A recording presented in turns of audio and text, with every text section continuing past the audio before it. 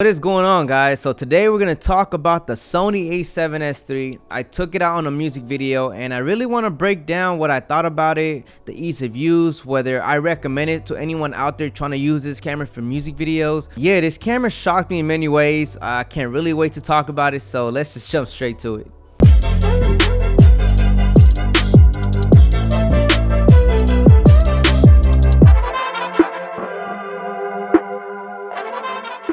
The a7S III for music videos. Let's talk about that. So the first thing that I noticed with the a7S III is the size, the form factor, how light it is, how you're able to put it. For example, me, I have the DJI RS2 and it's a light ass setup. I mean, when you use the Sony a7S III on a music video, you're able to really just record for long periods of time. If you come from, let's say for example me, the Panasonic S1H, and you pair with any lens that it was offering for that camera, it's heavy as hell. So straight off the bat, the a7S III, when it comes to the form factor, it's light and it's just really comfortable, to be honest, to shoot long periods of time. Now the next thing we're going to talk about is the image quality and how it holds up when it comes to color grading, because I really pushed the colors when it came to this music video. And the a7S III holds up really nice. I come from the Panasonic S1H where the image is outstanding, the colors are amazing, and it's just, you know, it's really easy to separate and just kind of move around with the tones of the colors when I'm color grading. And the a7S III is no different. It's really good. As I mentioned in the last video that I posted, the sharpness is a big downfall, but however, you can counter that with other things. And to be honest, no camera is perfect. Like, yes, this camera is really sharp, but when it comes to regular human eye, no one's gonna be able to tell a difference from a cinema Panasonic S1H image to the Sony a7S III where it's really sharp. Some people like the sharpness, some people don't, but to a human eye, they're not gonna tell. So that's one thing I really can't talk bad about. That's us being filmmakers, but not really, you know, from working with clients. So the a7S III, as far as image, pushing the 10-bit dynamic range. Well, dynamic range, we're gonna do a test on it because I was shooting all in studio with lighting. But yeah, it's really good. It held up really good, so I was actually surprised. I thought the codec wasn't gonna be as great. I mean, at 4K, I didn't shoot at the highest. I just shot like at the I think there's two different sections when it comes to the 4K in the camera. I shot with the one right beneath it, and it was at 100 megabits, but it held up pretty fine. I honestly couldn't tell the difference with the S1H and the a7S III when it came down to the color grading. Now, the next thing that I actually figured out when it came to the Sony a7S III, so it has two different type of stabilization for the camera. It has an active steady shot, and or maybe that was the enhanced. It has two different ones, let's put it like that.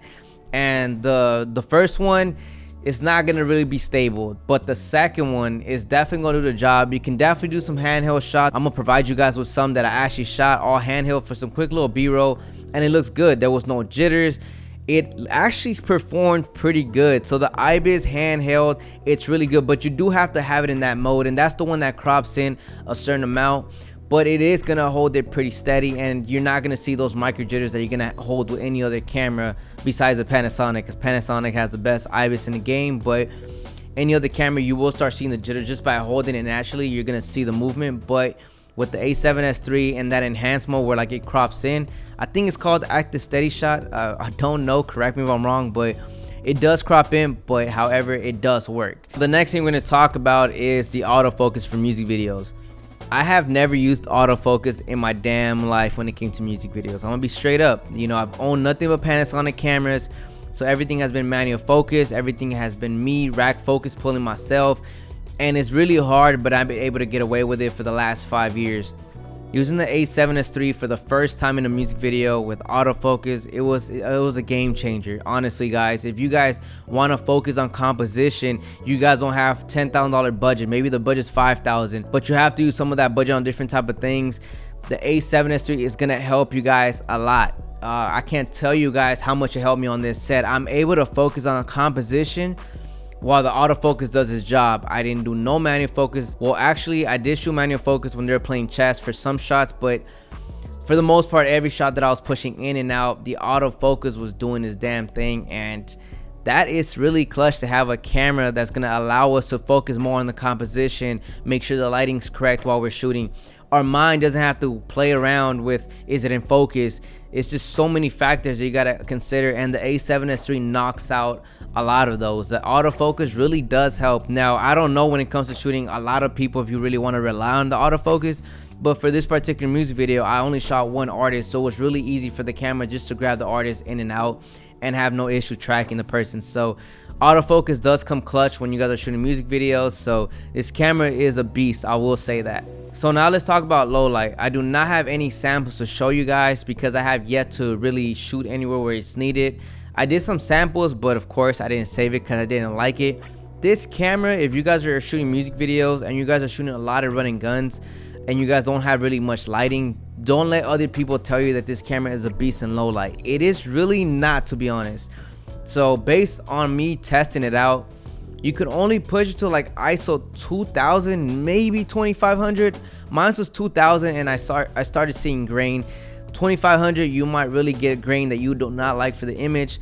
It's not really considered a low light camera, so if you really want to get a clean image, I would recommend maybe 1000 and under. I mean, you could push it a little bit up to 2000, but I like to keep it 1000 and under just because the grain is really bad, and they say you have to jump it up to 12,800. But then again, when the hell do you really want to jump that much in ISO? Like again, if you don't have the budget and there's zero lighting, then I'm pretty sure that's gonna come in clutch. But even then, at that ISO, I shot a wedding with it and it wasn't the crispiest. It wasn't really a native ISO where it really makes the image stand out and be clean. So do not let other people tell you it's a low light king. The S1H was actually better because the native was 4000 and it actually reset it. The image looked crystal clear as if you were to shoot at 640. The A7S III looks good up to like almost 2000 ISO, but after that, I mean, it starts to fall apart. You start seeing the grains. So you do have to kind of counter that in when you guys are shooting music videos. Are you guys shooting production or running gun? Running gun setups is going to work if you jump to 12,800, but again, it's not going to look the cleanest opposed to shooting with this at 640. So just keep that in mind when you guys are shooting music videos. Now, when it comes to color science on the A7S III on music videos or just anything in general, if you guys are curious on that, I think that's really all comes down to different people. Everyone has different opinions. To me, color science never really mattered because at the end of the day, if you're a colorist, if you're going to color grade the image, you can bring it back. You can choose to have the image however you want it to look. You can change the colors. The A7S III, the colors, I mean, it's more yellowish based on me color grading a few shots, but I can tweak it. I can change it. I can choose whatever I want. The colors is really easy to manipulate. So don't really ever give in to people stating that the A7S III or the S1H, the color science, that's all, like, to be honest, that's all opinions from other filmmakers.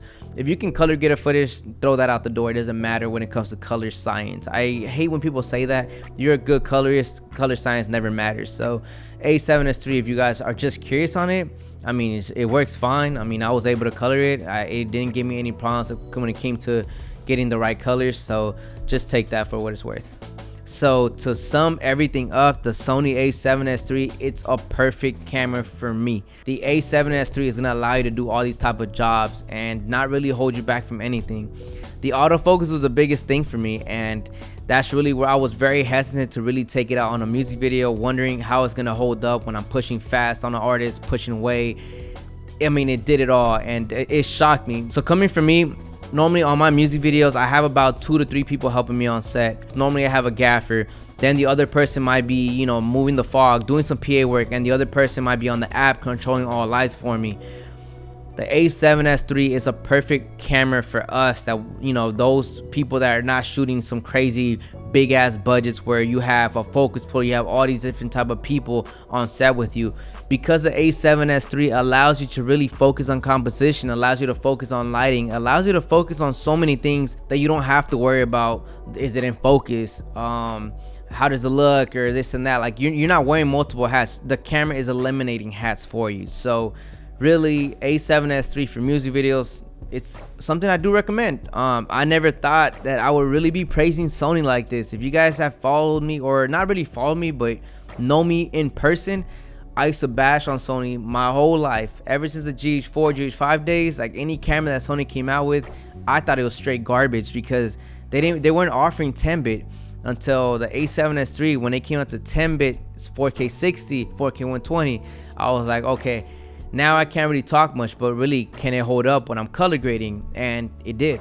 So that's really coming from me when it came to shooting music videos. highly recommend this camera if you guys are a one-man or just have a few people on set with you. It's definitely going to allow you to push your videos far better and not hold you back. So take that for what it's worth. If you guys like this video, drop it a like, subscribe to this channel if you guys found this helpful. I will be bringing a lot of videos going forward when it comes to Sony. I'm still testing the a7S III. This was just a music video / live performance that I shot with this artist, but I must say I really like it, and it's hard for me to like Sony camera, Sony footage, but yeah, I mean, this camera did. And as I stated in the last video, if you don't like the sharpness, just grab a black Pro Mist filter, attach it onto the camera, and eliminate the sharpness. Sometimes the image doesn't look as good with a black Pro Mist filter, but at the end of the day, there's different ways to counter it, or just do it in post. So anyways, catch you guys on the next one, guys. Love you guys, appreciate you.